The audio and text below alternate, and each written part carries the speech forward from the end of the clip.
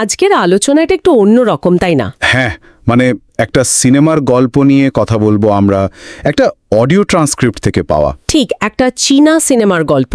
দুই একদম ভিন্ন ধরনের মানুষ, মানে একেবারে দুই মেরুর বাসিন্দা। তারা নববর্ষের ছুটিতে বাজি ফিরছে, আর সেই ফেরাটা যে কি লম্বা, কি ঘটনাবহুল, ভাবা যায় না। একদম।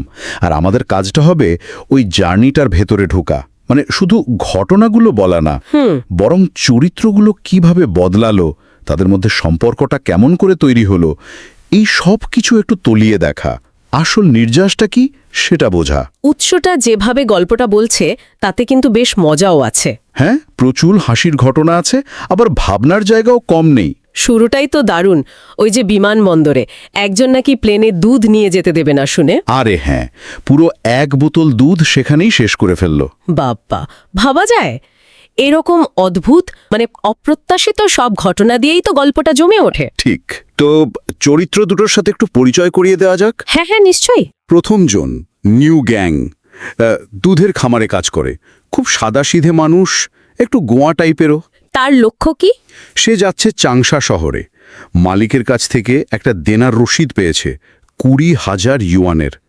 সেই টাকাটা আদায় করতে হবে। মানে লোকটা সোজা সাপটা, দুনিয়ার প্যাঁচ পয়জার তেমন বোঝে না আর কি। আচ্ছা, আর অন্যজন?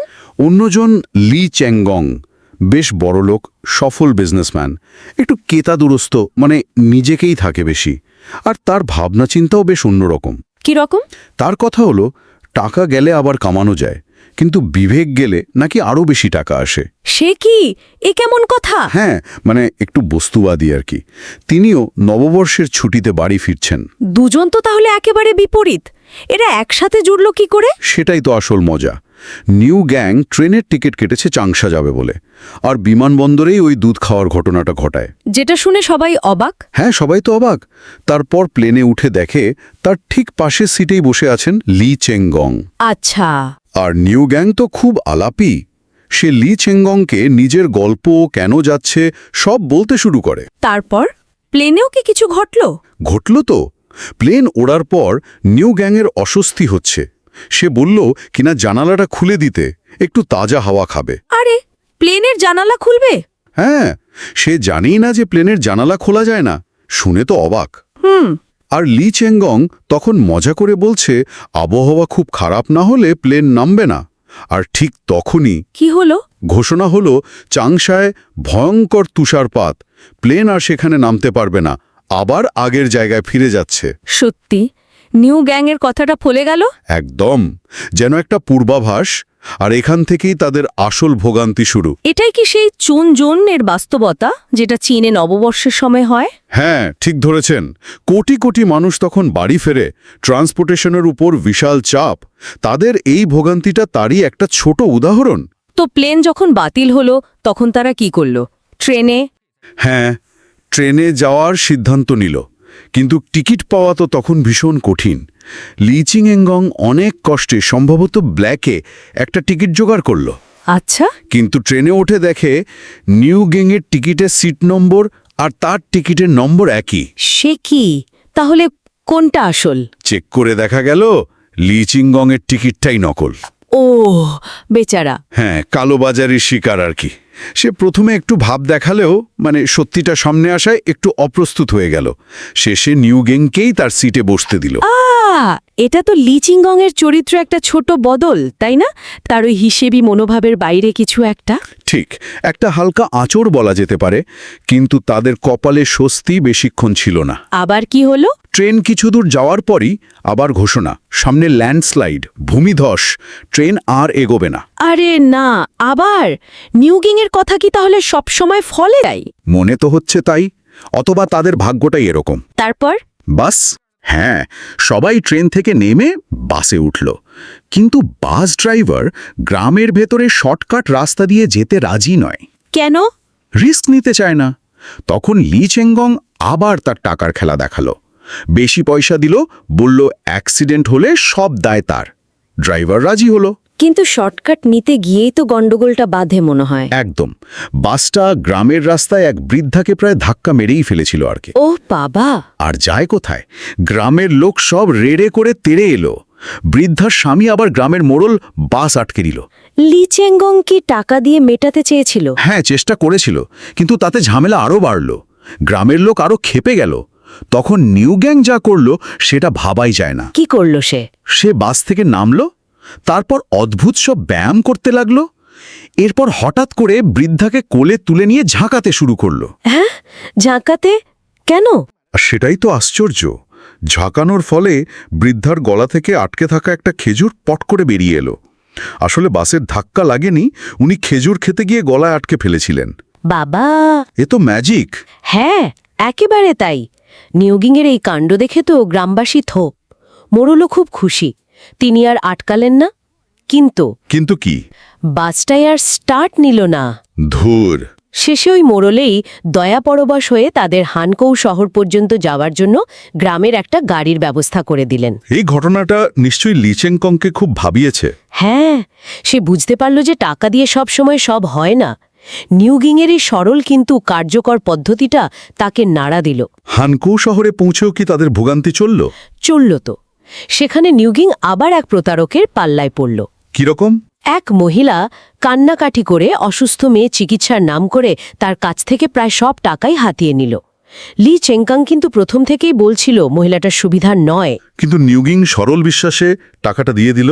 হ্যাঁ, আর ঠিক তার একটু পরেই লি চেঙ্গং আবিষ্কার করল তার নিজের মানিব্যাগটাই গায়েব। সে কি? মানে একেবারে খালি হাত? প্রায় তাই। দুজনের কাছে তখন সামান্য কিছু টাকা। রাত কাটানোর জন্য শহরের সবচেয়ে সস্তা একটা হোটেলে উঠল তারা। একটাই ঘর, একটাই বিছানা। ওহ, লি চেঙ্গংয়ের মতো ফিটফাট লোকের জন্য তো এটা বিরাট ধাক্কা। দুঃস্বপ্ন। মানে নিউগ্যাংয়ের সে কি নাক ডাকা, দাঁত কিড়মির করা, আবার সে নাকি পোশাক ছাড়াও ঘুমায়। তার ওপর পাশের ঘর থেকে আসছে নানা রকম আওয়াজ। বাব্বা!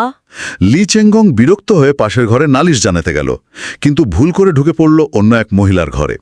সে আবার তার স্বামীর জন্য অপেক্ষা করছিল। সে কি কেলেঙ্কারি কাণ্ড! কোনো মতে সে পালিয়ে বাঁচল। হাসবো না কাঁদবো বুঝতে পারছি না, এত ভোগান্তির মধ্যেও হাসি পাচ্ছে। হ্যাঁ, উৎসটা তো এই রাতের বর্ণনাটা বেশ মজাদার করে দেওয়া আছে। চরম কষ্টের মধ্যে একটা অদ্ভুত হিউমার। সকালটা কি কোনো ভালো খবর নিয়ে এলো? হ্যাঁ, আনলিল। আগের দিনের সেই বাসের কন্ডাক্টর ভদ্রলোক লি চেঙ্গংয়ের মানিব্যাগটা খুঁজে পেয়েছিলেন। তিনি সেটা ফেরত দিতে হোটেলে এসে হাজির। যাক বাবা, ভালো মানুষ তাহলে এখনো আছে। আছে তো, কিন্তু এরপর ফেরিতে নদী পার হওয়ার সময় যা ঘটল সেটা লি চেঙ্গংকে একেবারে ভেতর থেকে বদলে দিল। কি ঘটলো ফেরিতে? তারা ওই প্রতারক মহিলাকে আবার দেখতে পেল, মানে যাকে নিউ গ্যাং টাকা দিয়েছিল। আচ্ছা, তারপর? তারা মহিলার পিছু নিল। গিয়ে দেখল মহিলাটি আসলে একটা অনাথ আশ্রম চালায়, আর সেখানকার একটা বাচ্চার চোখের অপারেশনের জন্য তার সত্যিই টাকার খুব দরকার ছিল। সে মিথ্যে বলেনি, পরিস্থিতি তাকে বাধ্য করেছিল। ওহ, তার মানে সে প্রতারক ছিল না? না। আর এই সত্যিটা জানার পর লি চেঙ্গংয়ের মধ্যে বিরাট একটা পরিবর্তন এলো। তার সেই ফিলসফি যে বিবেক ছাড়াও টাকা কামানো যায়, সেটা যেন চুরমার হয়ে গেল। সে কি করলো? সে তার মানিব্যাগে যা নগদ টাকা ছিল সবটা ওই মহিলাকে দান করে দিল, নিঃস্বার্থভাবে। এটা গল্পের একটা টার্নিং পয়েন্ট। বাহ, এই পরিবর্তনটা সত্যিই অসাধারণ। একজন এত আত্মকেন্দ্রিক মানুষ। হ্যাঁ, নিউ গ্যাংয়ের সরলতা আর এই কঠিন পরিস্থিতি দুটো মিলেই তার ভেতরের ভালো মানুষটাকে জাগিয়ে তুলল। কিন্তু এরপর তাদের কাছে টাকা তো প্রায় নেই। এবার কি করবে? তখন নিউ গ্যাং বুদ্ধি দিল। তাদের কাছে শেষ সম্বল ছিল 4 ইউয়ান। সেটা দিয়ে দুটো লটারির টিকিট কিনল। লটারি? হ্যাঁ, আর অবিশ্বাস্যভাবে লি চেঙ্গংয়ের টিকিটটা ফার্স্ট প্রাইজ জিতে গেল, একটা নতুন ভ্যান গাড়ি। কি কাণ্ড! ভাগ্য তাহলে এতক্ষণে মুখ তুলে চাইলো। চাইলেই বা কি, সেই জেতার টিকিটটা হাওয়ায় উড়ে গেল। আরে না, পাওয়ার পরেই আবার হারাল। পেল কি সেটা ফিরে? পেল। অনেক দৌড়ঝাঁপ নাটকীয়তার পর টিকিটটা উড়ে এসে আবার তাদের কাছেই পড়ল। ভাগ্য যেন তাদের সাথে খেলা করছে। যাক, এবার তো নিজেদের গাড়ি, যাত্রা সহজ হবে। সহজ আর হলো কই। লি চেঙ্গং আগের রাতের ঢকলে খুব ক্লান্ত ছিল, তাই নিউ গ্যাং গাড়ি চালানোর দায়িত্ব নিল, যদিও তার তেমন অভিজ্ঞতা নেই। তারপর লি চেঙ্গং ঘুমিয়ে পড়ল, আর নিউ গ্যাং গাড়ি চালাতে চালাতে নিজেও ঘুমিয়ে পড়ল। তার মানে অ্যাক্সিডেন্ট? হ্যাঁ, গাড়ি উল্টে গেল।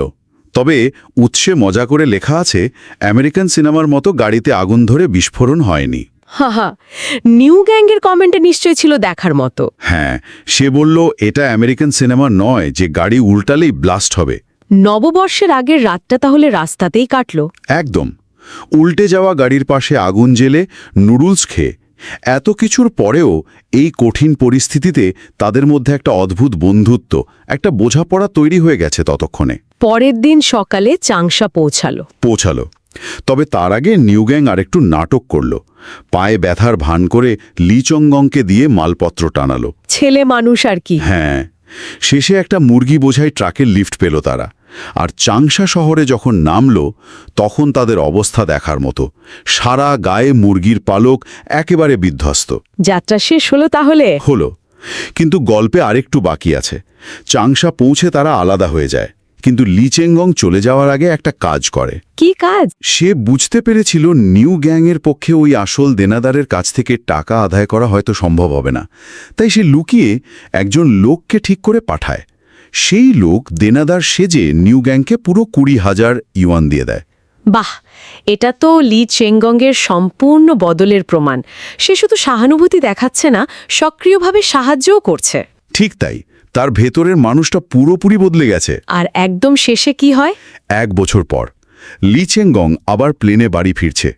প্লেন ছাড়তে দেরি হচ্ছে, কারণ এক অদ্ভুত যাত্রী সময় মতো এসে পৌঁছায়নি। আর সেই যাত্রীটি হল নিউ গ্যাং। একদম, তাদের আবার দেখা। বৃত্তটা যেন সম্পূর্ণ হলো। কি অসাধারণ একটা জার্নি! এই গল্পটা তো শুধু বাড়ি ফেরার গল্প নয়। না, একদমই না। এটা আসলে চীনের ওই চুনিউনের কঠিন বাস্তবতার মধ্যে দিয়ে যাওয়া দুজন মানুষের গল্প, কিন্তু তার চেয়েও বেশি করে এটা অপ্রত্যাশিত বন্ধুত্বের গল্প, মানবিকতার জাগরণের গল্প, মানুষের বদলে যাওয়ার গল্প। লি চেংগংয়ের পরিবর্তনটাই সবচেয়ে চোখে পড়ার মতো। হ্যাঁ, কিভাবে একজন চরম বস্তুবাদী আত্মকেন্দ্রিক মানুষ নিউ গ্যাংয়ের মতো সরল, আপাতদৃষ্টিতে বোকা কিন্তু সৎ মানুষের সংস্পর্শে এসে আর কঠিন পরিস্থিতি চাপে পড়ে নিজের ভেতরের অন্য রূপটা খুঁজে পায়।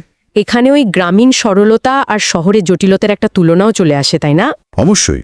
নিউ গ্যাং হয়তো সংসারের প্যাচপয়জার বোঝে না, কিন্তু তার সহজ বুদ্ধি বা কাণ্ডজ্ঞান, যেমন ওই বৃদ্ধাকে বাঁচানো, অনেক সময় লি চেংগংয়ের হিসেবি প্ল্যানিংয়ের চেয়েও বেশি কাজে লেগে যায়। এটা কি এটাই বোঝায় যে জীবনের সব সমস্যার সমাধান শুধু টাকা বা শহরে চালাকি দিয়ে হয় না?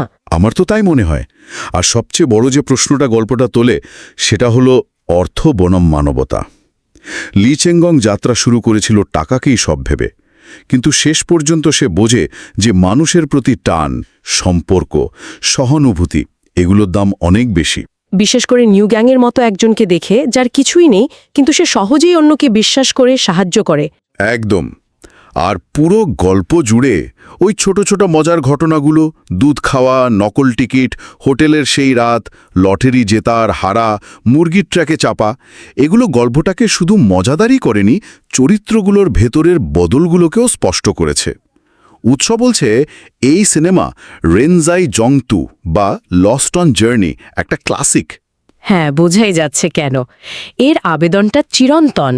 আসলে এই গল্পটা আমাদের এটাই দেখায় যে জীবনের সবচেয়ে কঠিন, সবচেয়ে অপ্রত্যাশিত যাত্রায় হয়তো আমাদের নিজেদেরকে নতুন করে চিনতে শেখায়, অন্য মানুষদের প্রতি আমাদের ধারণা বদলে দেয়। তাহলে সারসংক্ষেপে বলা যায়, এই আপাত হাসির গল্পের গভীরে রয়েছে মানুষের ভেতরের দ্বন্দ্ব, পরিবর্তন আর সম্পর্কের এক গভীর পাঠ। দুই ভিন্ন পৃথিবীর মানুষও একে অপরের জীবনে কতটা ইতিবাচক প্রভাব ফেলতে পারে তারই একটা ছবি। সবশেষে একটা প্রশ্ন রেখে যায়, কি বলো? হ্যাঁ, বলুন। এই পুরো যাত্রাপথে ভাগ্য বা কাকতালীয় ঘটনার ভূমিকা ঠিক কতটা? নিউ গ্যাংয়ের কথাগুলো বারবার সত্যি হয়ে যাওয়া, লটারি জেতা, আবার সেই টিকিটটা অদ্ভুতভাবে ফিরে পাওয়া, এগুলো কি শুধুই সমাপতন, নাকি এর মধ্যে অন্য কোনো মানে লুকিয়ে আছে? মানুষের সম্পর্ক আর ভাগ্যের খেলা নিয়ে একটা ভাবনা তো থেকেই যায়, তাই না? সত্যিই তো, এটা ভাবার মতো একটা বিষয়।